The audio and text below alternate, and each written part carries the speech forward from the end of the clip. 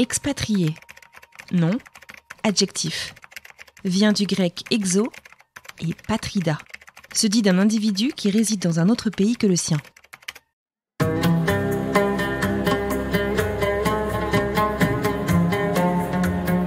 Le contrat que j'avais était renouvelable tous les 3 mois. Donc tous les 3 mois, je me posais la question, est-ce que je reste, est-ce que je pars?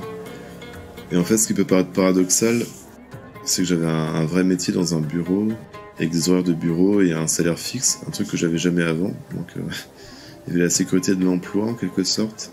J'en suis le matin, prendre la voiture pour aller au bureau avec ses collègues, et faire des pauses café à 10h.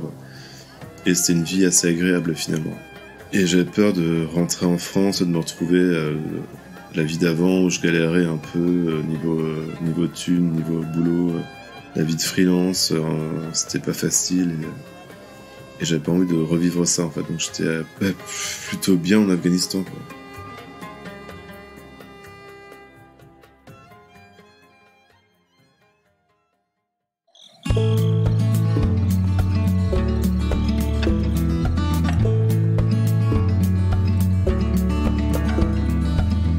Salut et bienvenue dans French Expat, le podcast de celles et ceux qui sont partis vivre à l'étranger. Moi c'est Anne Fleur, je vous parle comme chaque semaine depuis Boston sur la côte est américaine et cette semaine nous prenons ensemble la direction de Kaboul en Afghanistan. J'ai une passion dans la vie, enfin pas qu'une. Alors oui, les podcasts mais pas que. J'adore les bandes dessinées. Et aujourd'hui, je me fais le plaisir de vous présenter à l'un de mes auteurs-dessinateurs préférés. Il s'agit de Nicolas Wilde. Il a vécu aux États-Unis et en Inde, puis de retour en France, il cherche un job. C'est là qu'il tombe sur une annonce qui lui plaît, dessinateur pour une ONG en Afghanistan.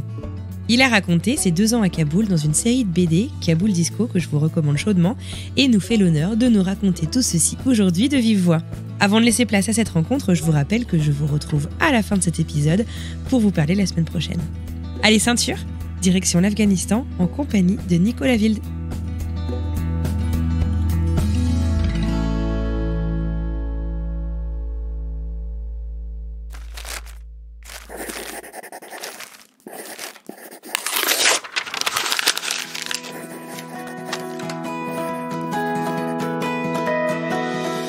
Bonjour, je m'appelle Nicolas Wilde et je suis auteur de bande dessinée et je te parle de Paris.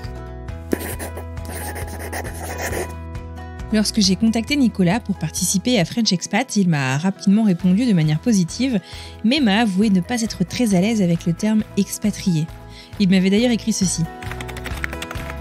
Souvent, les gens voient l'expatriation comme synonyme d'occidental riche dans un pays pauvre, mais il y a 1000 nuances à ce terme, et personnellement, je n'ai jamais été riche ici ni ailleurs. Effectivement, Nicolas est parti vivre à l'étranger dans une multitude de contextes très différents les uns des autres au cours des 25 dernières années, et c'est ce dont on va parler aujourd'hui. Pour ses études tout d'abord, en Erasmus en Écosse en 1998, puis aux États-Unis à Boston entre 2000 et 2002. Donc j'ai étudié 1 an et le statut c'est Overseas Student, étudiant d'outre-mer, qui est encore différent. C'est pas Erasmus vu qu'on n'est plus en Europe, mais quand on est Overseas Student, en général on vient un peu partout et pas mal d'étudiants qui étudient à Boston ou aux États-Unis cherchent à rester aux États-Unis ensuite et ils deviennent migrants en quelque sorte. Et c'est assez incroyable en fait, c'est que tu as réussi à obtenir une carte verte au bout d'1 an d'études aux États-Unis, c'est ça?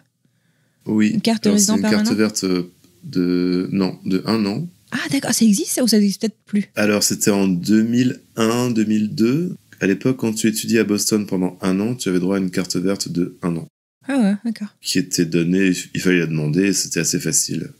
Donc j'ai obtenu cette carte verte de 1 an, et après, t'as 1 an pour faire des démarches, trouver du travail, et puis demander ta carte verte plus longue, ou quand t'es migrant aux États-Unis, c'est normal, quoi. Tout le monde est migrant, enfin, ou tes parents, ou tes grands-parents, c'est un pays de migration, et c'est construit avec la migration, donc ça a une connotation positive.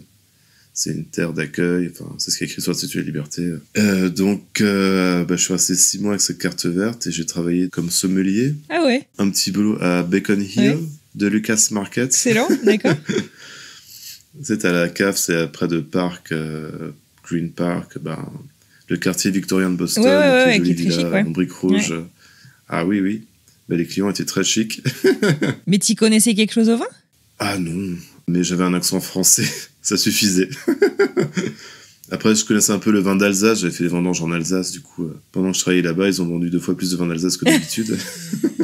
Parce que les vins américains sont triés par cépage, donc t'as les Cabs, Cabernet Sauvignon, les Merlot, les Chardonnay, les Pinot Noir, donc sont triés par cépage, et après par prix. Donc, quand quelqu'un invente I want some Chardonnay like for $20, like, et tu prends la bouteille à $20 de Chardonnay et tu la donnes, et puis ils sont contents. Et puis, oh, you have a French accent, oh, marvelous, yeah.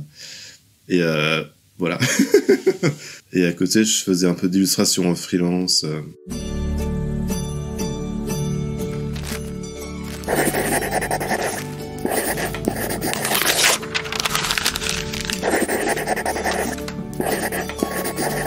Une fois cette parenthèse bostonienne terminée, Nicolas reprend la route et son sac à dos.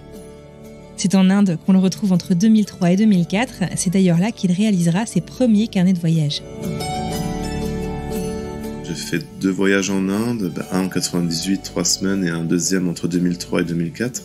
Donc pendant 6 mois, la durée d'un visa pour aller en Inde. Donc à une époque où je savais pas quoi faire de ma vie, et donc en 2003, je voulais être écrivain voyageur. Je me suis dit, partons en Inde et écrivons.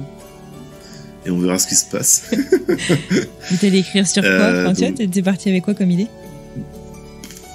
Ce que tu me disais, c'est que tu as fait un peu de yoga, un peu de bénévolat et pas mal de farniente. Farniente, oui, c'est très important. En Inde, il faut apprendre à ne rien faire, c'est important.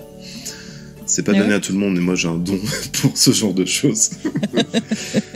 J'écrivais un peu sur tout. C'est un pays assez généreux pour les gens qui aiment écrire. Il se passe beaucoup de choses en Inde, il y a toujours des trucs, des machins, des scènes, des rues. Vraiment, j'étais dans un village de Dalits au milieu du Tamil Nadu. Et après, j'étais à Bombay, j'ai fait des fêtes. J'ai fait la fête de Nouvel An dans un manoir victorien, avec un peu la jet set indienne dans la même semaine, tu vois. Et là, j'étais pas vraiment expat non plus, vu que je travaillais pas. Mais après... avec des amis, on avait un appartement à Pondichéry et on a croisé beaucoup d'expats, des gens des Français installés en Inde, qui sont là pour 10 ans, 5 ans. T'en as fait quelque chose d'ailleurs de ces premiers carnets de voyage en Inde? Je les avais mis en ligne sur un site qui doit être encore quelque part. Je pourrais t'envoyer le lien si tu veux. Et du coup, après, j'avais fait des croquis et des textes et j'essaie de mettre en forme pour essayer de vendre le truc, mais c'était pas vraiment fini. L'écriture était un peu maladroite par moments. Il y avait des textes drôles, c'était assez inégal et un peu brouillon. Et finalement, j'ai rien fait avec.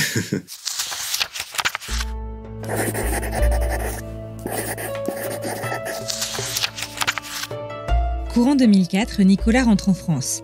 Il enchaîne les petits boulots d'illustration en freelance jusqu'au jour où il répond à une annonce qui va l'emmener dans un pays qu'il ne connaît pas, ou très peu, l'Afghanistan.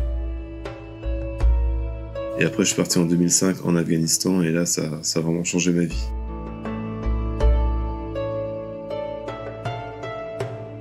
Eh bien, c'était un ami d'amis qui était à Kaboul, et qui travaillait dans une agence de com, donc qui s'appelle Tristan Bougon, l'ami d'amis. Et il cherchait quelqu'un pour finir un projet sur lequel ils étaient en retard, donc un projet de BD, en fait. De BD éducative, à destination des enfants afghans, pour expliquer la constitution afghane qui venait d'être écrite. Un projet un peu étrange. Et moi, j'ai répondu à l'annonce parce que à l'époque, j'avais pas d'appartement. Je squattais chez des amis. Et j'avais déjà été en Inde, donc je me suis dit, l'Afghanistan, c'est un peu à côté, ça devrait bien se passer. J'étais prêt à vivre une aventure, et puis j'étais un peu surpris quand même. Je pensais pas qu'on pouvait vivre en Afghanistan, tu vois. L'idée m'avait pas traversé l'esprit. J'ai appelé l'un des boss au téléphone. Donc Valentin Spido, à l'époque il y avait un décalage au téléphone quand on parlait, la réponse venait avec 1 seconde de décalage et c'était hyper flippant. Et oui, il m'a dit oui, voilà, tu vas vivre dans une maison avec d'autres expats. J'étais là, des expats, ça y est, je vais en devenir un finalement. On a passé un entretien téléphonique et il a dit est-ce que tu es prêt à venir? J'ai dit oui. Et après il m'a envoyé un mail le lendemain, il dit c'est bon, on t'attend, essaye d'arriver le plus tôt possible, dans 10 jours par exemple. Je suis bon, d'accord. Et du coup, je suis allé à l'ambassade d'Afghanistan et j'ai fait un visa et j'ai fait mon sac et je suis parti. Bam. Et donc c'était une mission de 2 mois, mais finalement je suis resté 2 ans, entre 2005 et 2007. Et là, du coup, j'étais expat, je remplissais les conditions. Je suis parti parce que j'ai trouvé un travail à l'étranger et j'avais une condition de vie qui était plutôt bonne. Donc on était dans une grande maison, on avait une femme de ménage, un cuisinier, des gardes, un chauffeur. Donc c'est un peu le style de vie caricatural des expats. Les gardes, c'était pas trop nécessaire à l'époque parce qu'il n'y avait pas vraiment de problème de sécurité. Mais moi, comme je connaissais pas le pays et que j'avais pas le temps de chercher un appartement à Kaboul, il n'y a pas de petites annonces, quoi. Genre, cherche appart, T2, hop. Non, et puis c'est compliqué. Enfin, la maison qu'on louait pour les employés de la boîte, j'en fallait payer le loyer tous les 6 mois. Donc tous les 6 mois, payer 6 mois de loyer. Enfin, quand tu connais pas, s'il y a des gens qui t'accueillent, qui te préparent une chambre dans une maison, tu y vas, quoi. Tu vas pas faire genre non.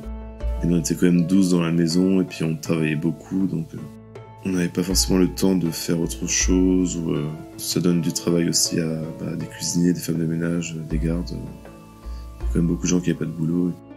Tu t'attendais à quoi, du coup, avant de partir? J'ai l'impression que t'es parti très rapidement et un peu la bouche en cœur, quoi. Ok, l'Inde, c'était cool, je vais pas très très loin, ça va être sympa. Comme j'avais peu de temps pour me préparer, je me suis pas trop préparé. Et quand on annonce à sa famille, à ses proches, à son entourage qu'on part en expatriation en Afghanistan, dans un pays qui a quand même pas mal souffert par la guerre et qui est certes en pleine reconstruction, comment ça se passe? Avec la famille, j'ai dit les choses à l'envers. Je dis j'ai trouvé un travail, genre ouais, en Afghanistan. Ah. Le fait d'être, d'aller directement dans un endroit où t'es accueilli dans un endroit où t'as une maison. Tu vis pas seul, tu vas pas. C'était un peu rassurant quand même d'avoir un cadre. Quand j'étais en Inde, j'avais pas de femme de ménage, ni de garde, ni rien, parce que c'est pas nécessaire, quoi. Tu peux faire un peu. La sécurité est bonne.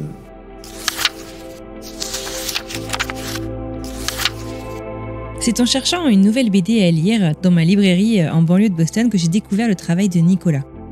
Et l'expérience dont il va nous parler aujourd'hui à Kaboul, il l'a documentée dans une série de BD qui s'appelle Kaboul Disco. Je vous lis le résumé. En 2005, Nicolas Ville, dessinateur de bande dessinée sans domicile fixe, trouve à la fois un plan squat et un boulot.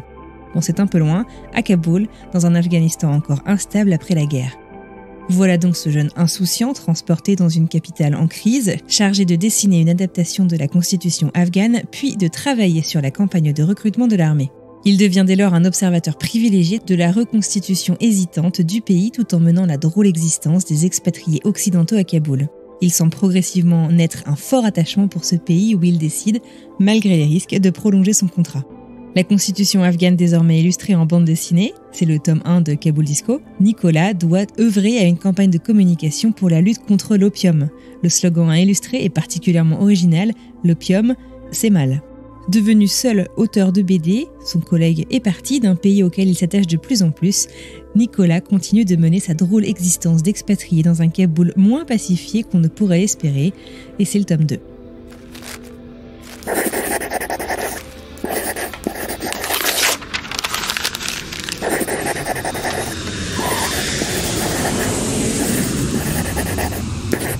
Est-ce que tu peux me raconter justement, ta première journée, tes premières semaines? Alors je sais que t'en parles pas mal dans Kaboul Disco, que j'ai dévoré d'ailleurs. Moi je suis arrivé donc en hiver, je crois que c'est en février. Bon déjà il y avait une escale à Bakou qui a duré 1 semaine au lieu de 6 heures. Parce qu'en fait comme il neigeait tellement à Kaboul que l'aéroport était couvert de neige et les avions ne pouvaient pas atterrir. Bakou c'est la capitale de l'Azerbaïdjan, c'est à mi-chemin entre la France et l'Afghanistan. Escale à Bakou, je reste dormir à l'aéroport avec un autre Français qui partait à Kaboul que j'ai rencontré dans l'avion. Le lendemain, pas d'avion, donc on reste à Bakou, 1 jour, 2 jours, 3 jours, on retourne à l'aéroport tous les jours, rien. Et du coup, je rencontre plein de Français qui avaient pris le même trajet pour aller en Afghanistan, et c'est là que j'ai un peu eu le temps de découvrir, grâce aux gens que j'ai rencontrés, à quoi ressemble l'Afghanistan, quoi. C'est des gens qui avaient déjà été... des gens qui travaillaient au lycée français, ou dans des ONG, ou dans l'armée. Et donc, pendant 1 semaine à Bakou, j'ai parlé avec tous ces gens, et du coup, je savais mieux où j'allais. J'étais un peu inquiet. Après, je suis arrivé à Kaboul. Ah, finalement, t'étais plus inquiet à la fin de cette semaine-là qu'avant de partir? Ouais, ils ont dit, quand même. Mais bref, on arrive en Afghanistan, finalement, et la nuit, donc l'aéroport n'est pas éclairé, il n'y a pas de lumière, il fait sombre. Il y a de la neige partout, on traverse la ville, je rencontre des gens qui viennent me chercher pour me conduire à la maison et Et tout est un peu étrange, quoi. Comme il y a beaucoup de neige, ça étouffe le son. La ville est toute blanche, c'est très joli, et puis t'entends rien. Enfin, tu marches, ça fait frou, frou. Et après, je découvre ma maison et mes colocataires. Très sympa. Il y avait des Australiens, un Bangladeshi, un Français. Puis voilà, donc le lendemain, on arrive au bureau. Tout était un peu dysfonctionnel. On n'avait pas encore Internet pour tout le monde. À l'époque, il fallait des espèces de grosses cartes Wi-Fi pour mettre dans l'ordinateur pour avoir accès à Internet. Il y en avait une pour 8 ordinateurs. C'était avant les réseaux sociaux, donc il n'y avait pas Facebook, pas Instagram. Donc si on voulait raconter sa vie sur Internet, fallait bloguer à l'époque. Et donc il m'a fallu une semaine pour mettre à jour mon blog pour dire que j'étais arrivé parce que j'avais pas accès à Internet. Et le soir, il faisait très froid, donc on se chauffait au bois.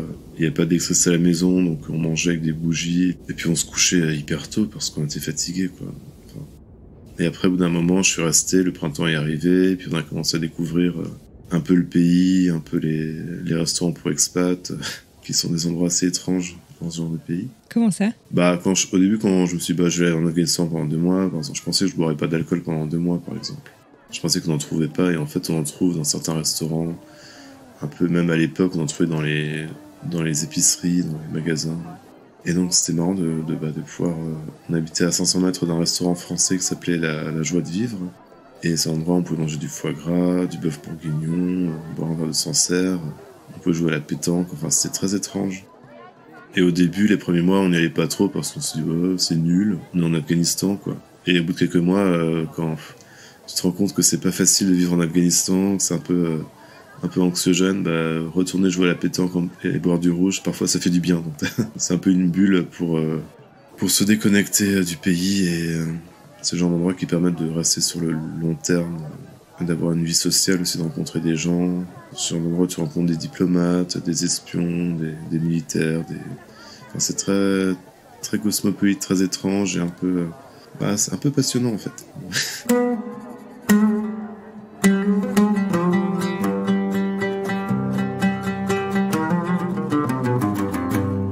2005, c'était encore l'âge d'or de la reconstruction de l'Afghanistan. Bon, là, on a changé d'époque.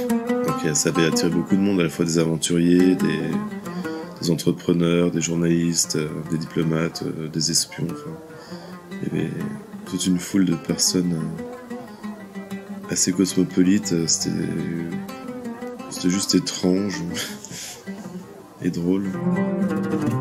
À quel moment t'as su que t'allais rester plus longtemps, et est-ce que ça s'est un peu imposé à toi ? Est-ce que ça s'est fait petit bout par petit bout ? Oui, en fait, le contrat que j'avais était renouvelable tous les 3 mois. Donc tous les 3 mois, je me posais la question, est-ce que je reste, est-ce que je pars ? Et au bout de 6 mois, 1 an, je m'étais fait pas mal d'amis sur place.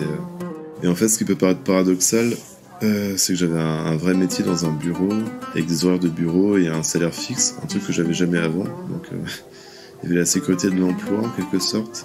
J'en suis le matin, prendre la voiture pour aller au bureau avec ses collègues, et faire des pauses café à 10h. Et c'était une vie assez agréable finalement, malgré le contexte un peu aléatoire. Et j'avais peur de rentrer en France et de me retrouver la vie d'avant où je galérais un peu niveau thune, niveau boulot. La vie de freelance, c'était pas facile. Et j'avais pas envie de revivre ça en fait. Donc j'étais plutôt bien en Afghanistan, quoi.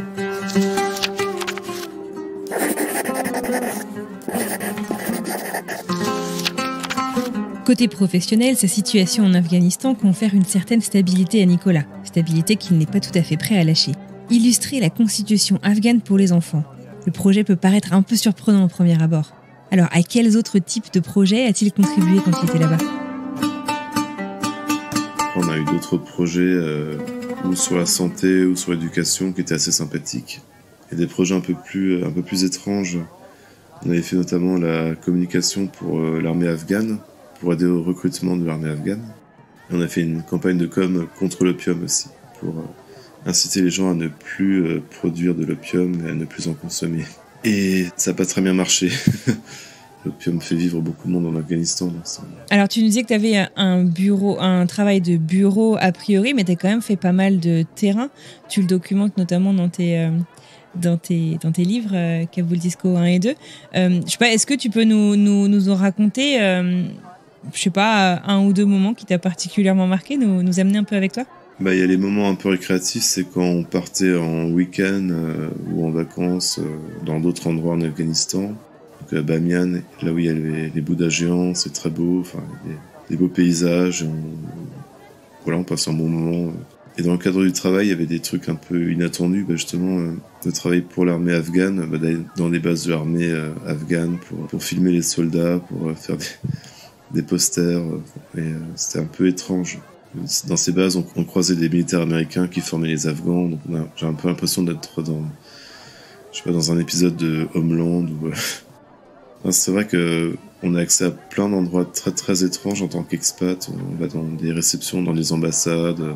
J'ai croisé plein de gens. Enfin, j'ai vu qu'il y a Bernadette Chirac par exemple, ou Muriel Robin, ou des gens qui passent en Afghanistan pour des raisons X ou Y. Et qu'est-ce qu'on a fait d'autre ? Le terrain, on était à Jalalabad pour filmer des champs d'opium, par exemple. C'est assez étrange, de se retrouver dans des... Jalalabad, il y a très peu d'étrangers, donc quand on se promène dans les rues, les gens vous repèrent, et c'est vraiment très très dépaysant. Autant en Inde, on croise toujours des étrangers ou des touristes, mais quand on est dans certaines zones d'Afghanistan, on croise des gens qui n'ont jamais vu de Français ou d'étrangers de leur vie, ils sont genre... On est un peu des extraterrestres.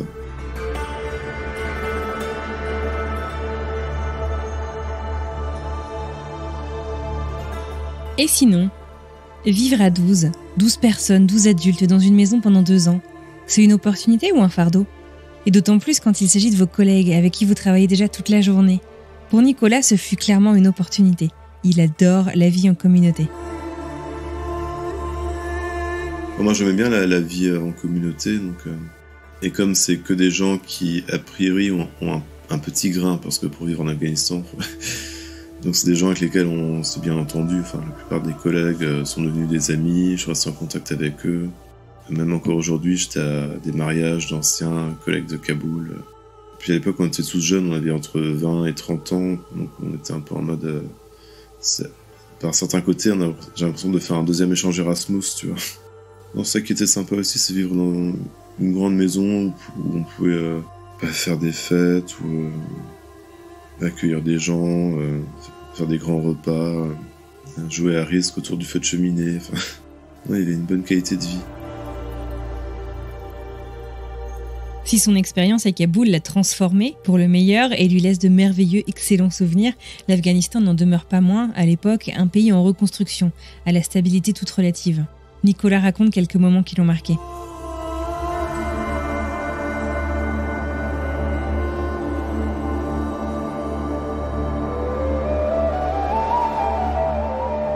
J'étais très content de vivre en Afghanistan, mais il y a quand même des moments où, vers la fin, il y a quand même quelques kidnappings, il y avait des attentats suicides, donc au bout d'un moment, l'ambiance s'est un peu détériorée. Mais la journée la plus effrayante, c'était une grande manif anti-américaine. Suite à un accident commis par l'armée américaine, ils ont tué des gens en roulant trop vite, et la population était un peu excédée, et puis c'est fait une espèce de soulèvement populaire dans certains quartiers. Et là, effectivement, il y a des Afghans qui ont commencé... Certains sont descendus dans les quartiers où vivent les étrangers pour brûler leur maison. Et c'est vrai qu'on... Et du coup, oui, effectivement, là, c'est un peu compliqué à gérer.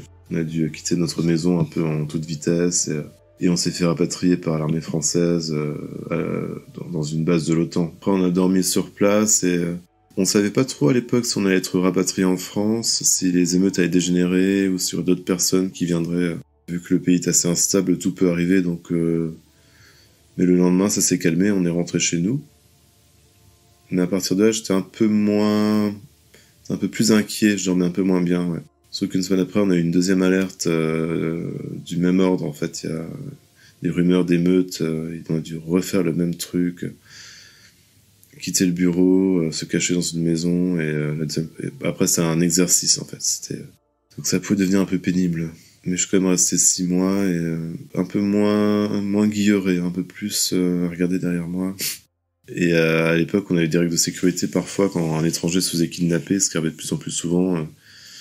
On pouvait plus sortir dans la rue, on était confinés, un peu comme aujourd'hui en France. Il y a des moments où il fallait respecter un couvre-feu, rester chez soi après 18h. Et si on voulait sortir, il fallait y aller en voiture avec un garde dans la voiture. Donc ça pouvait devenir contraignant par moments. Nicolas le disait en début d'épisode, il a vécu avec 11 autres personnes dans cette grande maison, 12 personnes au total venant des 4 coins du monde. Mais comment on fait, quand on travaille tout le temps, qu'on vit avec nos collègues, pour rencontrer des locaux ?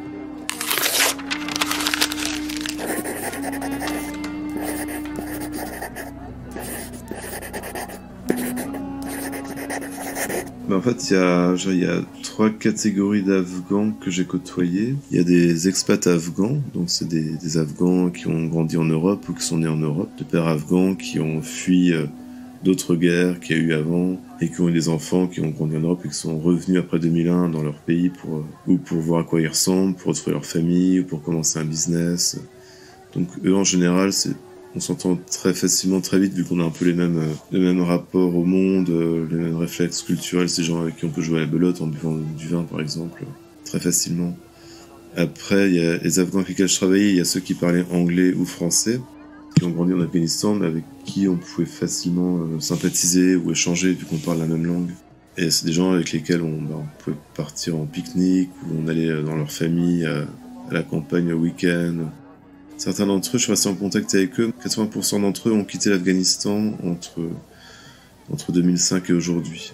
C'est des gens qui ont un certain niveau d'éducation, qui ont de l'argent, donc ils ont pu trouver ou à étudier à l'étranger, ou se marier avec une Afghane de la diaspora et partir. Donc j'ai des anciens amis afghans qui sont un peu partout, genre en Californie, en Nouvelle-Zélande, en Allemagne, 3 ou 4 en France. Et après, les Afghans avec lesquels je suis passé en contact sont ceux qui parlent pas anglais ni français. Donc ça pourrait être les chauffeurs, les gardes, et qui n'ont pas forcément de compte Facebook ni rien, donc c'est plus compliqué de rester en contact avec eux. J'ai un peu appris le dari, qui est l'une des langues locales, et eux ils parlaient quand même un peu, tout le monde parle un peu anglais de nos jours. Un anglais très simple, et mon dari très simple, c'est des communications assez simples, tu vois. Et souvent, après les Afghans qui vivent en famille, c'est un pays où les gens vivent en tribu et en famille, donc le cercle familial est très fort.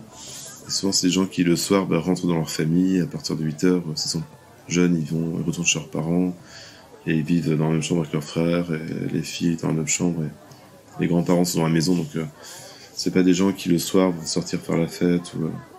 Certains sont un peu à cheval entre plusieurs formes de vie. Il y a des Afghans qui, à la fois, connaissent les mœurs européennes et vivent un peu à l'européenne, boivent de l'alcool ou ce genre de choses, et en même temps vivent dans leur famille en Afghanistan, donc ils deviennent un peu schizophrènes. Enfin, l'intolérance par rapport à l'alcool, par exemple, les restaurants pour expats sont autorisés par le gouvernement à condition qu'ils vendent pas d'alcool aux Afghans. Ces restaurants n'autorisent pas les Afghans à venir chez eux pour cette raison-là. Pour pas avoir de problème, du coup, ça crée un environnement un peu étrange de mini-ségrégation.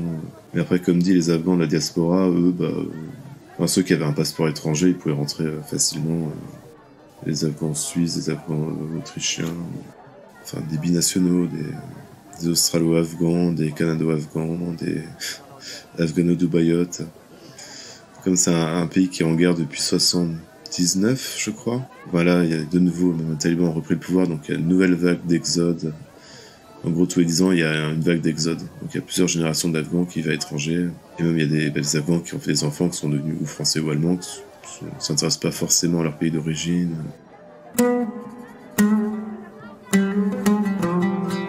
Et alors, tu me disais en lançant l'enregistrement aujourd'hui que l'Afghanistan a changé ta vie. Oui, parce que du coup, à titre personnel, c'était mon premier vrai métier. Et c'est un endroit où je me suis fait plein d'amis, où j'ai découvert un pays que j'aime beaucoup, une culture. C'est un pays qui est passionnant.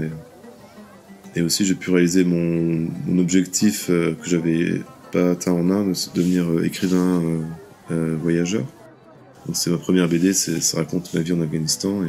Et suite à ça, j'ai continué une fois que j'avais trouvé un peu mon système d'écriture, j'étais à l'aise grâce au blog, j'ai un peu expérimenté différentes façons de raconter en BD. J'ai un peu testé une forme narrative qui était un peu balbutiante à la base. Et au bout d'un moment, j'avais mon écriture, mon style, et puis j'ai commencé à faire d'autres voyages, d'autres projets, et puis voilà, quoi.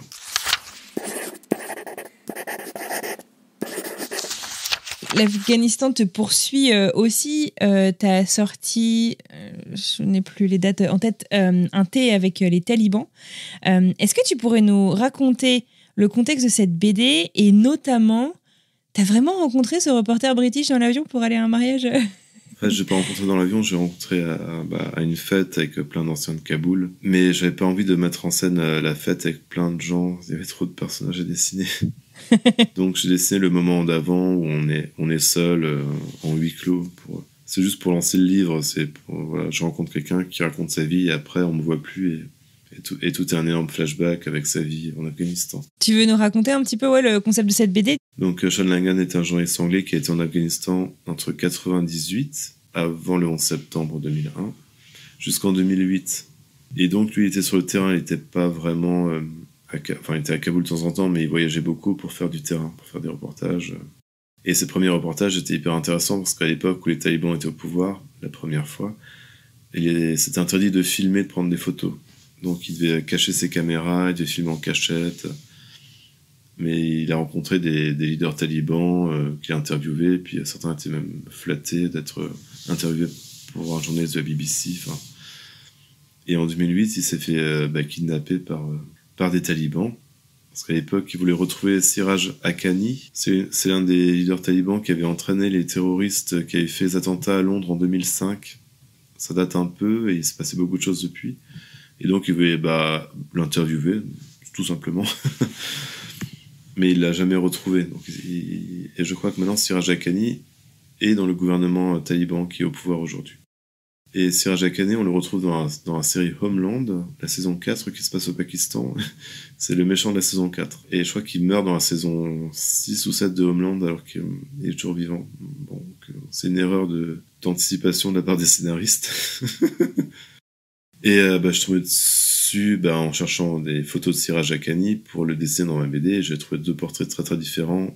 Un avec un gros gars un peu barbu et un avec un bel homme bien habillé. Puis, mais c'est lequel des deux? Et l'un des deux était l'acteur qui joue dans la série. J'ai failli dessiner l'acteur de la série dans ma BD, alors qu'il fallait dessiner l'autre.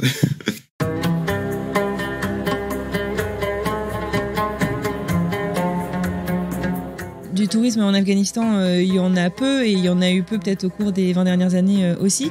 Est-ce que tu pourrais nous transporter un peu en fait dans l'Afghanistan, le Kaboul que toi t'as découvert, que t'as vécu? Qu'est-ce qu'on y voit, qu'est-ce qu'on y ressent, à quoi ça ressemble en fait? Je sais pas si est-ce qu'il y a une odeur que tu voudrais partager, un son.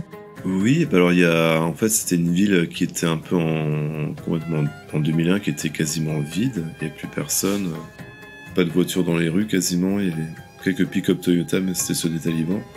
Et quand je suis arrivé, c'était les gens revenaient, des gens qui avaient fui le pays pendant les talibans qui revenaient, il y avait un exode rural aussi, des gens à la campagne qui n'avaient pas de boulot, qui allaient à Kaboul pour tenter leur chance.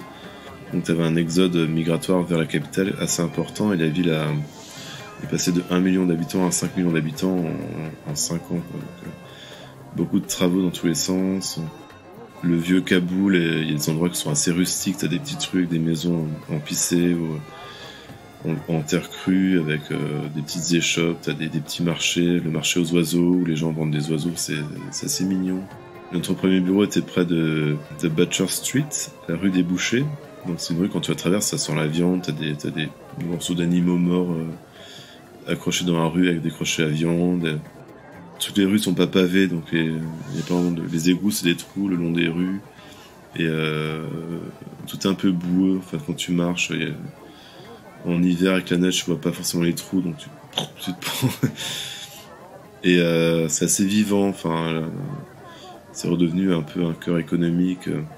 Bon, aujourd'hui plus, mais c'est une ville assez bruyante et donc l'électricité de la ville c'était 2 heures par jour, donc dans les quartiers où les gens ont un peu d'argent, il y a des groupes électrogènes qui font beaucoup de bruit, donc c'est une espèce de ronronnement dans certains quartiers, et puis parfois ces groupes électrogènes un peu rustiques qui fonctionnent à l'essence, donc ça dégage pas mal d'odeurs de fuel. Mais sinon à l'époque quand j'étais, la circulation était assez fluide, il n'y avait pas encore trop de véhicules, mais ça construisait pas mal dans le centre, des nouveaux bâtiments un peu assez grands avec des espèces de façades en verre mais un peu cheap, tu sais, qui ont une durée de vie un peu limitée.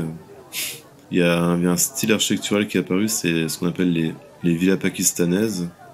cette espèce de villa en béton un peu baroque avec des colonnes doriques en or, des espèces d'aigle en marbre posées sur des piles, enfin le tout un peu ça ressemble un peu à un blocos décoré, mais donc ça c'est un peu le style moderne, un peu bling bling. Mais nous, enfin surtout les expats français, on aimait bien plutôt vivre dans des vieilles maisons un peu avec des fenêtres en bois. On cherchait plus un peu décoré avec des tapis achetés au bazar. Ça c'est un peu les maisons des expats français étaient un peu comme ça, genre un peu un style, un peu une déco un peu ethnique. Alors que dans les maisons d'expats anglophones américains, c'est plutôt des bons compounds en béton, c'est avec des bonnes portes blindées, très fonctionnelles. Parmi les expats américains, c'est une tranche d'âge un peu supérieure. C'est plutôt des gens qui ont un plan de carrière, genre oui, j'allais en Afghanistan, après je retourne à Washington, c'est bien pour.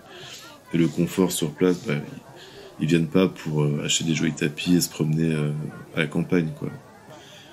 Alors qu'en France, on avait une vision de l'Afghanistan qu'on connaît un peu. Il y a un côté un peu romantique, c'est Massoud, c'est Kessel, il y a des gens qui sont là-bas par amour pour le pays.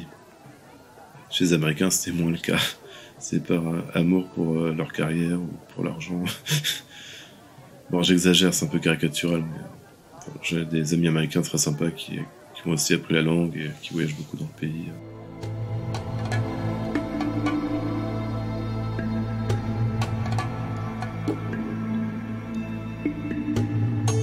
Mi-août 2021, les talibans ont repris le pouvoir en Afghanistan.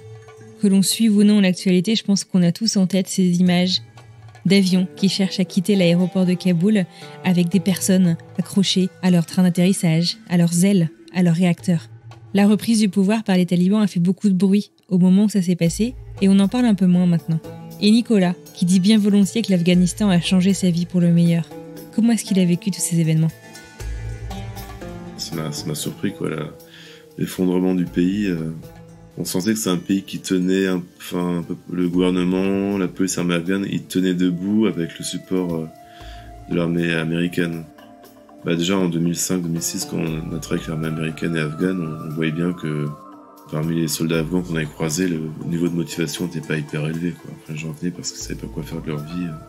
Mais déjà à l'époque, il y avait dans une même famille, pour avoir un fils qui était taliban, un autre fils qui était à l'armée afghane. Et puis, souvent les gens, ils font ce qu'ils peuvent, où ils peuvent, ils choisissent pas forcément.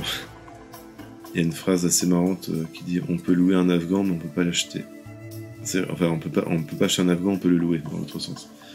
C'est-à-dire que les Américains, par exemple, ils viennent avec plein d'argent pour acheter les gens, acheter la paix, genre on donne de l'argent là, à tel chef afghan on donne de l'argent pour qu'il arrête, pour qu'il rende ses armes, machin. Et oui, quand l'argent s'arrête, les gens ils retournent leur veste, quoi, ils vont ailleurs. Mais là, le problème actuel, c'est que la réserve de la banque afghane est aux États-Unis et les Américains gardent l'argent. Ils ont arrêté de financer l'État afghan, vu que c'est les talibans qui sont au pouvoir, donc ils donnent plus d'argent aux talibans. Et la population meurt de faim. Il y a plein de gens qui sont déjà morts de faim. C'est la plus grande crise humanitaire en cours dans le monde. Et là, avec l'arrivée de l'hiver, comme il fait très froid en hiver, ça va être une catastrophe. Donc à la fois, il faut dépêcher une aide humanitaire d'urgence, mais comme le pays est tenu par des talibans qui sont opposés à la démocratie, à plein de choses qu'on aime bien en Europe, c'est compliqué. Voilà. Il y a beaucoup d'humanitaires qui vont là-bas, ils doivent négocier avec les talibans, quitte à leur donner un bakshish pour pouvoir accéder à la population. Donc c'est des calculs très compliqués à faire.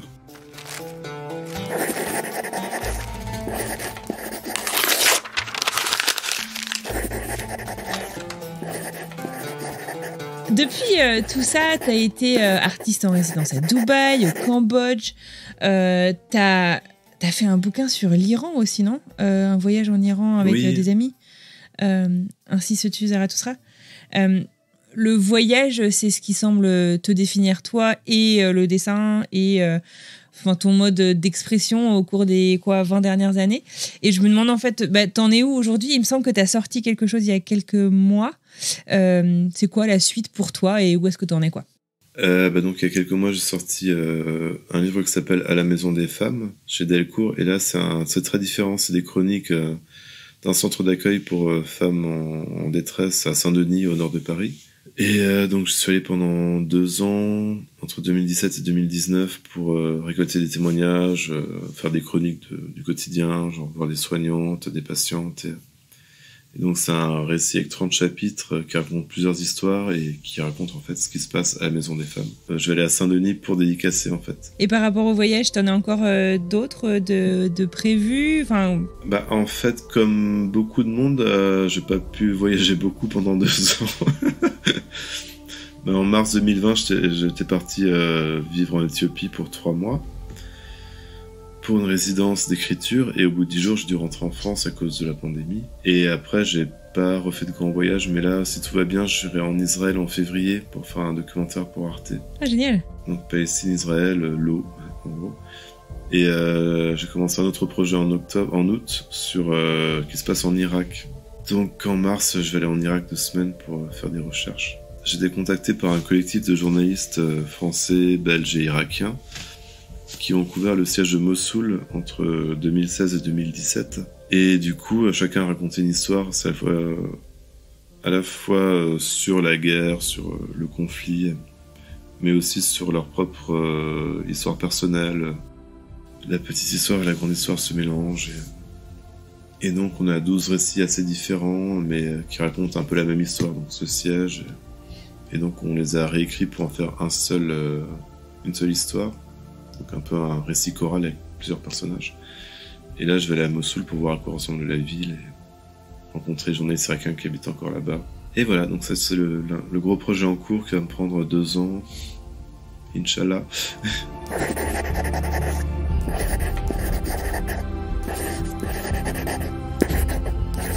Est-ce qu'il y a un conseil que tu donnerais, je sais pas si c'est au Nicolas de 1999 ou au Nicolas de 2004-2005, avant ton départ de France? Est-ce qu'il y a un truc, peut-être même qu'on te l'a dit d'ailleurs, qui t'a servi, qui pourrait servir à d'autres, ou que t'aurais aimé savoir, que t'aurais aimé qu'on te suggère avant de partir vivre toutes tes aventures aux 4 coins du monde? J'ai toujours une espèce un peu de foi naïve.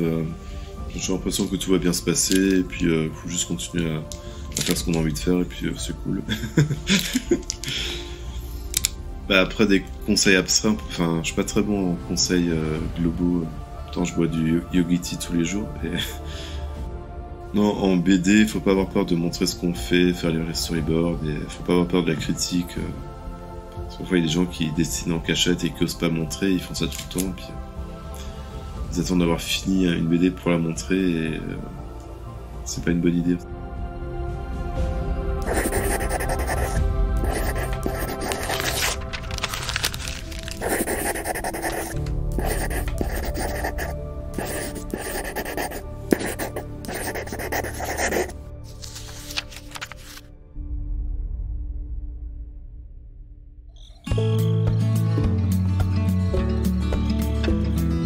Et voilà, c'est terminé pour aujourd'hui. Un grand merci à Nicolas Wilde pour ce partage, ce chouette moment passé ensemble. J'espère que ça vous a plu autant qu'à moi, et merci à vous d'avoir écouté cet épisode jusqu'au bout. Bon, et du coup, on part où la semaine prochaine? Écoutez. Une de mes mini-claques quand j'arrive en VIE ici, c'est que je me rends compte que mes voisins ils sont tous blancs, qu'il n'y a personne de noir dans mon quartier. Les gens sont super sympas, super ouverts. Mais ouais, il n'y a pas de noirs. Ma principale question en tant que femme de couleur, c'est où sont les noirs à Boston? Et donc là, je rencontre dans les Uber. Je dis, mais vous habitez où? Ouais. Et je leur pose des questions, mais vous habitez où, quoi? Si je dois être à Seuil Noir, je vais leur montrer. Faut commencer quelque part. Et si je dois montrer le chemin, je le ferai. Café Sauvage, c'est aussi le Black Excellence pour leur montrer qu'on peut le faire. Quand on connaît pas, la différence fait peur, mais que la différence, ça peut aussi nous rapprocher.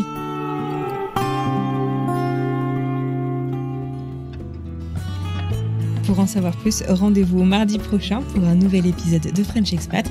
En attendant, si vous souhaitez nous faire part de vos retours, si vous voulez échanger avec Nicolas, moi-même, le reste de l'équipe et la communauté de French Expat, rendez-vous sur les réseaux sociaux.